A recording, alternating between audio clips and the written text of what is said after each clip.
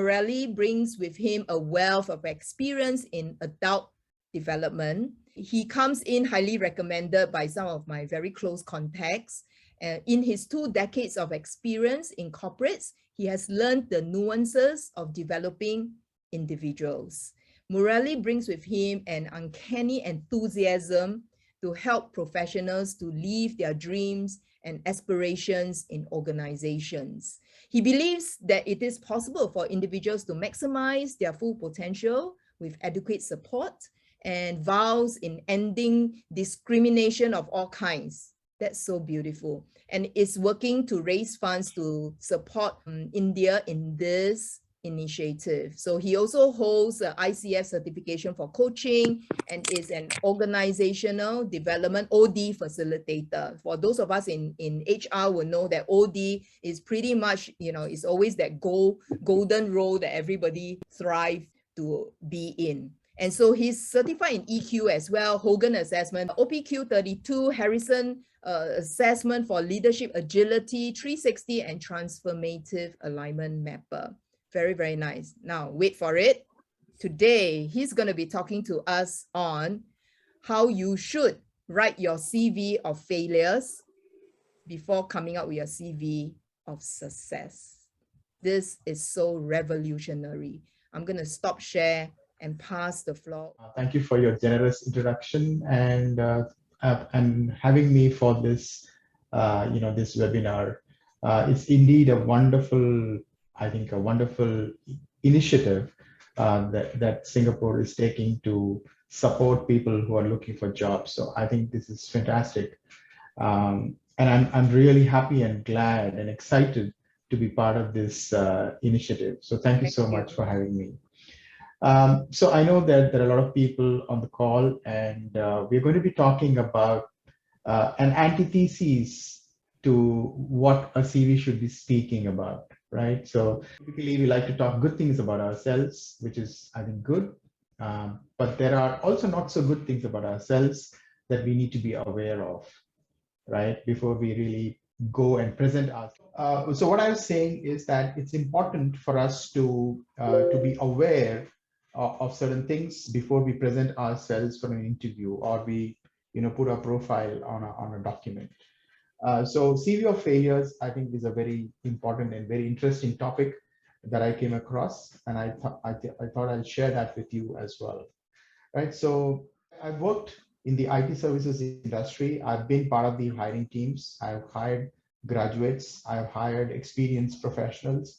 So I have seen the world from this side of this story, right? I also have been a job aspirant myself. So I'm just going to share some experiences that I have as we go along through this presentation. See, one of the things that all of us need to understand is, for us to be able to successfully do a job, we need to have what we call as the eligibility criteria and the suitability criteria. So when we speak about eligibility gives us the necessary qualifications to be able to do a job, right? That's necessary. But there is some sufficiency conditions. There are certain things that are also needed over eligibility for you to be successful in a job. That's what is called as suitability conditions. And there are different ways of testing that and assessing that, which I will not get into.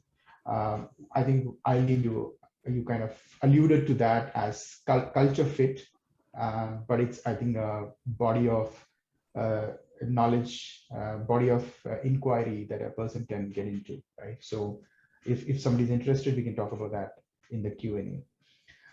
So the CV that you present talks about the eligibility criteria, right? So if a recruiter is looking through the CV, they're looking for, are you eligible for this job? So if this job is given, can you really, do the job well and be successful at it, right? So that's what they're looking for.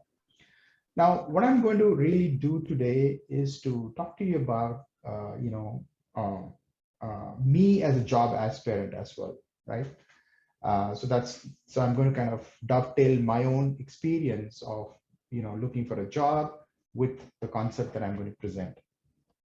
So Eileen, maybe it's a good idea for us to check with the participants if they've heard about the CV of Failures. Oh, yes, yes, yes. I think this would be a very good time to do that. So let me just pull out the poll and share the results on screen with everyone else. You should be able to see it on your device. So Dr. Murali, looks like 80% says no.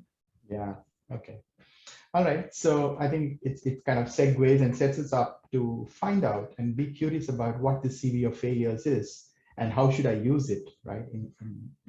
So I'm a big fan of quotes, and one of the quotes that I really love and live my life by is this: success is not final, failure is not fatal. It's courage to continue that counts. Perseverance and resilience, I think, is very, very important. And it was none other than Winston Churchill himself who said this. So how do we, and we have experiences that are really, we are successful at certain things. There are certain things that we are not good at. We may fail at it. So the question is, and job hunting is a very similar experience, right?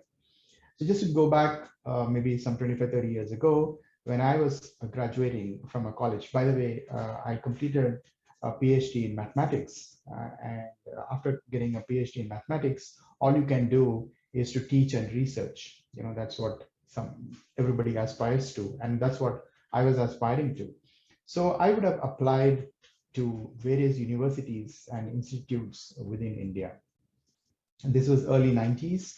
And back then, we did not have so many opportunities in that space, in the academic world, right? In spite of me being fully qualified. I had the research degree, I had papers published, I had, all the necessary qualifications that one would need to get a position in the academic world. I had that, but I couldn't make it.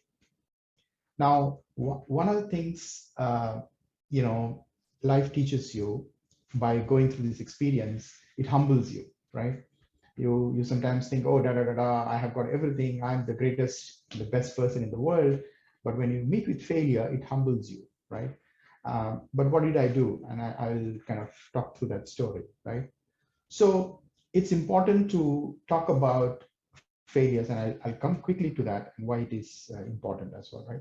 So if you really look at my work experience, I got a job in a government IT services company as a technology trainer. So I would actually go train people on various technologies. That is the first job. CMC Limited, that company got acquired by TCS, Tata Consultancy Services. I worked in TCS as well. Then I worked for a company called Deloitte, which most of you possibly know in the learning and development space. And currently, I work for a company called Vichusa, which is also in digital and IT services space. I did different things here, and I'll talk about the experiences later on, but I'll talk about the failures that I had in these jobs, and I'll quickly summarize that before I get into what is a failure CV, right? So if you really look at CMC was a government company. It gave me the space and I felt like I could experiment with anything, right? So I have done all kinds of experiments in trying to understand how adults learn. Why would people want to learn something once they're already in a job, right? And I've trained people from government employees to college teachers to school teachers to professionals. So I've done a plethora of training. But there were moments of failure as well, right?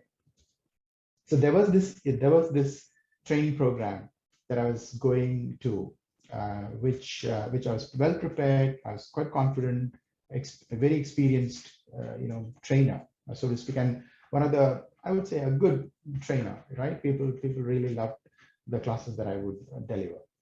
But I get into this class and I completely goof up, in the sense that I say something completely wrong. Okay, it's not the right thing. It's a mistake. It's a completely wrong thing. And this is 40 people in the room, and somebody is challenging me, saying that what you're saying is absolutely wrong. It's nonsense. It's not right. Just imagine facing 40 people as a trainer, and somebody telling me that, it was really, I would say, it was one of the worst moments of my life, right? Till that time, I always thought that I'm a very good trainer. I do my job very well, excellently well. I was acknowledged for it. I've been awarded and rewarded many times. But that was an epochal failure in my capability to deliver training. Now, what did it teach me? It taught me to be very well prepared for every session that I deliver. Now, and I always approached training as a process of learning, not teaching. Now, I get into the session to learn, and the participants also learn from me. So that was the, I would say, a big failure, and I faced that in CMC when I was very young, right out of the university. Then I moved on to TCS. TCS, again, I did a very different role. There, I was actually using technology to deliver training. So I was using technology, I was building products and software that can actually be used to deliver training, right? And I set up a group called Learning Technology Solutions Group. And there we did a project where you really go and actually create learning experiences in a virtual environment. Now, of course, we have metaverse. This was many years ago, almost 10, 15 years ago, where we had something called Second Life. Some of you might have heard of that. And we created, I hired modelers, 3D modelers, creative people to create a learning experience for a bunch of people to be used. Now, what happened then was the hardware that is required to support that was not available inside the company, right? So it required a lot of bandwidth, it required a lot of setup. So we had this wonderful product, but just couldn't use it. We were appreciated for that, but it was never used. That again, I personally think was a big failure. I mean, from a project standpoint, it was a very big project that we did, and we were to train a lot of campus graduates on the platform. So that was one of the big failures that I had in TCS, and I think I learned from that. The learning that I had was you need to really understand the whole environment before you go and actually intervene and do something in the environment. The capabilities, the resources that are available. How will this work? Think through that before you start on something big. That was a wonderful learning exercise that I had. The third company that I worked for was Deloitte. Deloitte was a fantastic experience. It was just 2 years, but culturally, I struggled in Deloitte. Now, primarily because Deloitte was a partnership-driven firm, if you know what that means. There is no one CEO. Of course, there is a person designated as CEO, but each of the partner in Deloitte is a mini CEO. So they can take decisions and stuff like that. I always worked for definitive stakeholders. I knew my stakeholders in the previous companies, and I would work, to work in collaboration with them. But in Deloitte, you would suddenly partners would spring, stakeholders would spring up. You don't know who is your stakeholder, right? Now suddenly people will spring up, and then all initiatives that you've taken would just fall flat because you have not consulted that person. So stakeholder management, I've failed miserably at that. And there was this partner once, he called me and said, you never consulted me, and I will not allow this initiative to run in my unit. Oh, I've never heard a thing like that from a senior key stakeholder, right? And it gets reflected in your performance appraisal as well if your stakeholder is not happy. So my God, it was quite a difficult time for me, and I was struggling there, literally. Okay, then I moved to Virtusa, and in Virtusa, of course, I've done multiple roles, and I've had, I would say, many failures that I can talk about. So I'm sure by now you all have got an idea what a failure resume would look like, right? And why is it important? You may ask, why should I really talk about, why should I really think about failures? Now, failures are part of your success, all right? A successful person has tried once more, right? That's all. He's not given up. Same thing like what Churchill talked about. So failures are important. You need to understand this. So the question is, have you written your failure resume? Now, so it's very simple. Go back to Eileen's model. Just replace the experience around with the experience, under the experience, write about major failures that you have had. Now, the question is, should I share this with the prospective employee or not?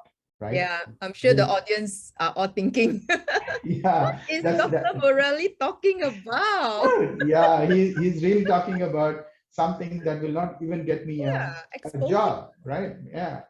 But I think every person, every hiring manager who wants to hire wants authentic information, right? We all know that we fail. We are not good at everything that we undertake. We all know that. That's being part of human, right? No human being is perfect. We are made of perfection and imperfection. So this brings the human side of you. Okay. Now, if you have the courage, there are instances. In fact, maybe I can share the article later on, from which I took most of the content from, where they talk about people submitting only their failure resume and getting called for a job. So there was a research which was done where this person sent the failure resume to 10 recruiters. 8 recruiters responded back to this person. Okay. Now, I'm not suggesting that you should do this, but it does have an ability to kind of gain attention, right? So you may want to think about it. You may want to use this idea in putting in your resume, but that's for you to decide whether you want to do it or not. Nonetheless, even if you don't want to share it, I would suggest that you write it. Writing can help you to ground yourself, right? So why, this is how it looks. It looks exactly like the resume, but you have your experience, and then underneath you have what is the failure, that the epochal failure that you have, the kind of descriptions that I gave, for my own experience, right? So why is it important? Now, it helps you to avoid those mistakes. Once you have committed those mistakes and you have failed at something, when the same situation kind of gets presented, it's in your conscious awareness, you would not really repeat it again, right? That's for sure, right? It reflects your sense of perseverance and dedication. In spite of the failure, you did not give up, right? It brings that positive thing, which I talked about, like Churchill's quote also talks about not giving up, right? You perceived, you were resilient. That's also there. And if you learn from your mistake, it's a great learning, right? When your job gets you down, review failure resume to remind yourself what you have done. So let's say you had a bad day at office, right?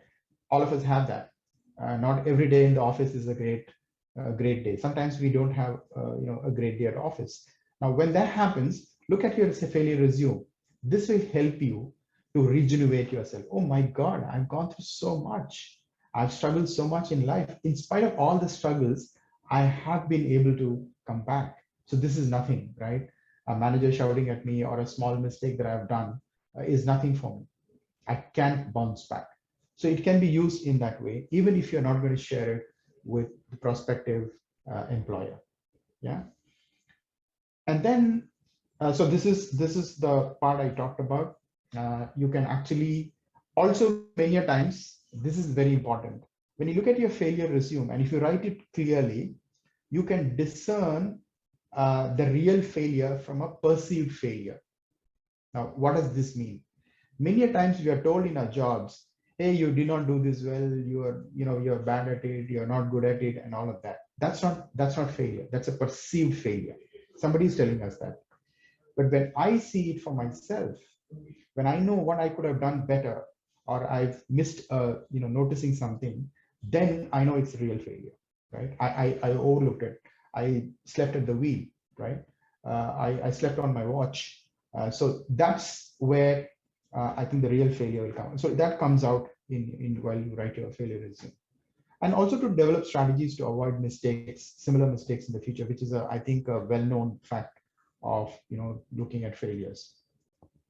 To increase compassion and humility. Now, this is a very important thing. When you look at your failure resume, you know it's human to make mistakes. If you have people who are working for you or who are in your team, you'll be more compassionate.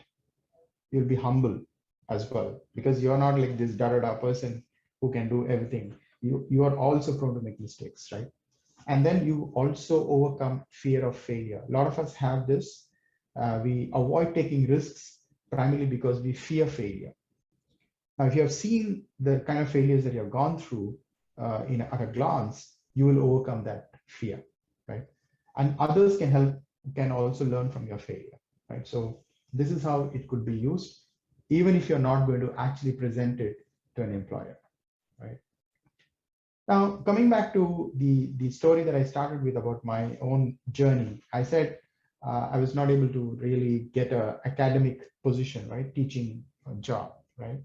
So this quote kind of summarizes my attempts, right? Now, I cannot change the direction of the wind, but I can adjust my sails to always reach my destination, right? So what I did was I got a PhD in mathematics, and I was not able to get a teaching position at that point in time, but I had to get a job, right? So what I did was I just tweaked a little bit, and I said, why not look at computer science? And IT was picking up as a big industry in India at that point in time. And I combined teaching with computer science and created a job opportunity for myself, right? I love teaching. I love working with people. I love helping people, supporting people. That's what I do. I'm a coach now. I help people transition through careers, things like that, integrate into a company. So that's how I started my journey, right? So again, this is another thing that I want all of you to kind of understand is you're not your resume, you are your work. It's very important that your resume is not the calling card. The work that you do is the calling card, right? That's what the recruiter looks for. That's what the hiring manager looks for, right? So now I'll give you an anecdotal example of a team member that I hired while I was working in TCS, and he's still working in TCS. Now this person, his name is Suresh JV, and I give this as an example. He was a very creative guy. He had a wonderful portfolio. He was actually an artist. He can actually, do line drawings, paintings, and he's a very creative person. And we were trying to hire creative people into the team to create e-learning courses, the whole usability part of it. And I wanted a creative person. I looked at his portfolio, fantastic portfolio. But if I looked at his CV, he did not have the eligibility criteria for getting the job in the company, right? There were 23 exceptions that I had to go for an approval, because again, TCS was a very, very, very process-driven company because they hire in large numbers. They are very, very particular that eligibility criteria needs to be met. Needs to have a degree, needs to get this qualification, this marks and academics and all of that. 23 exceptions. And in fact, when I went to the recruiter, he said, hey, why are you hiring this guy? Everything is an exception here. He doesn't have any of the basic eligibility qualities. I said, I know his work. Look at his portfolio. The work speaks for him, and he can do the job. He's interested in joining the company, so why not give him a chance? So we went, I took up the case, got him, and you won't believe this person heads the user experience group in TCS today, 15 years in the company. So it would have got rejected, right? Because the resume, so I always tell my recruiters that please pay attention to the work they do and not just gloss over the CV. Yeah, It's so amazing. Just interjecting that he's got 23 exceptions. yeah, How did he make it to your desk? How yeah, did his CV, you know? yeah. Yeah. That's a great question. That's a great question. Now, what I did was, because I know I'm hiring for a creative person, I knew that we will not get the same, Ah, people are okay. the block, right? I mean, Yeah. they are. Yeah. Not So from I your told them, yeah, PAU yeah, channel. yeah. So I said, I don't want to just see the CV. I want to look at their portfolio first, right? So I didn't go through the CV. I was a hiring manager. I was not a recruiter. I said, don't worry about the CV. Just get me the portfolio. So I looked at the portfolio and then I shortlisted this person. And I stuck my neck out. I took a risk. People are telling, hey, what kind of a risk you're taking? This creative person in an IT services company, what is he going to do? Right? But he built a career. He built a career and he built the whole practice in TCS, and he is still working there. And we're good friends now anyway. So you're not your resume, you're your work. So how can you highlight your work, the experience that you have? And this is another quote that I really love. And you talked about experience, Eileen, in your opening remarks. Experience is what you get when you didn't get what you wanted, right? All that remains with you is experience, nothing else.